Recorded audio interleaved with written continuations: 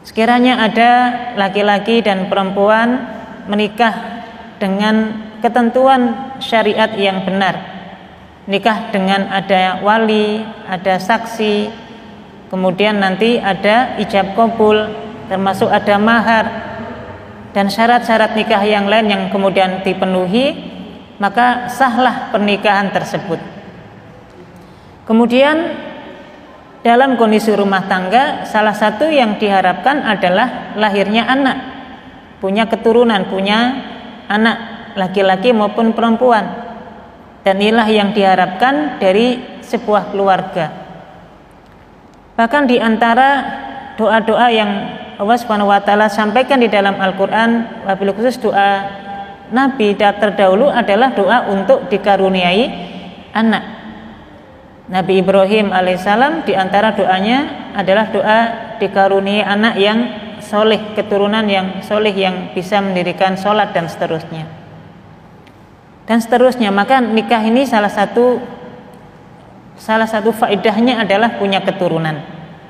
Nah, anak yang lahir dari pernikahan yang sah, maka yang pertama dihukumi nasabnya kepada ayah ibunya ini menjadi nasab yang sah juga. Sehingga anak yang lahir dari pernikahan yang sah, anak ini nasabnya diberikan atau disambungkan kepada ayahnya. Karena ayahnya adalah ayah yang sah dari pernikahan tersebut. Untuk itu ibu-ibu mohon maaf ya, mestinya termasuk bagi seorang wanita yang sudah menikah sekalipun, yang sudah punya suami, nasabnya atau nama yang dilekatkan di belakang nama wanita itu tetap dinisbatkan kepada nama bapak kandungnya, bukan kepada suami. Nah, wanita modern hari ini ibu-ibu itu kan gaya ya. Kalau disebut nama orang tuanya di belakang agak gengsi, tapi kalau disebut nama suaminya di belakang namanya lebih bangga.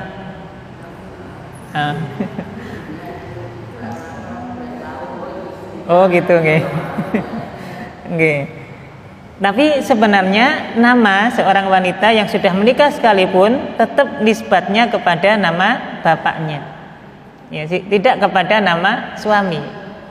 Ya, meskipun sekarang terjadi ya seperti itu biasanya apalagi kalau misalnya suaminya orang yang terkenal, pejabat publik dan sebagainya, mesti nama suaminya ini dilekatkan di belakang nama wanita tersebut. Ini kurang tepat ya, karena memang nasab wanita atau seorang itu ketika sudah menikah sekalipun tetap dinisbatkan kepada nama bapaknya. Maka sambunglah nasab ini kepada orang tua yang sah tadi. Yang kedua juga berlaku hukum mahram.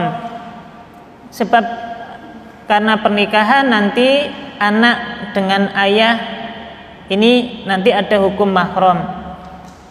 Kemudian nanti juga dengan keluarganya ayah, misalnya dengan paman. Wanita kalau dia punya paman berarti dengan saudara laki-lakinya ayah kita itu kan paman kita kan ya. Maka paman ini termasuk kategori mahram. Ya, jadi nyambung secara mahram. Kata mahram di sini maknanya tidak boleh dinikahi. Maka seorang ayah tidak boleh kalau sudah sah nikah dengan istrinya tadi, kemudian dia punya anak, nggak boleh nikah dengan anaknya sendiri karena ini anak yang sah. Demikian pula misalnya yang lahir anak laki-laki, karena ini adalah mahram dengan ibunya, nggak boleh anak laki-laki ini nikahi ibunya sendiri karena hukumnya mahram dengan dasar pernikahan tadi. Kemudian jemaah yang dirahmati Allah, ketika anak itu lahir dari pernikahan yang sah, maka juga berlaku hukum saling mewarisi. Seorang ayah ketika meninggal dunia, karena ini adalah anak yang sah, maka anak ini menjadi ahli warisnya. Demikian pula ketika misalnya yang meninggal anak, maka orang tua, ayah atau ibunya ini juga menjadi ahli warisnya, saling mewarisi. Karena ada akad nikah yang sah di awal tadi. Berikutnya, status anak yang lahir dari pernikahan yang sah nanti juga berlaku hukum perwalian dalam nikah. Terutama ini untuk perempuan ya. Anak perempuan maka ketika ayahnya ya adalah ayah yang sah, ketika menikah dengan ibunya itu dengan pernikahan yang sah, maka nanti berlaku perwalian.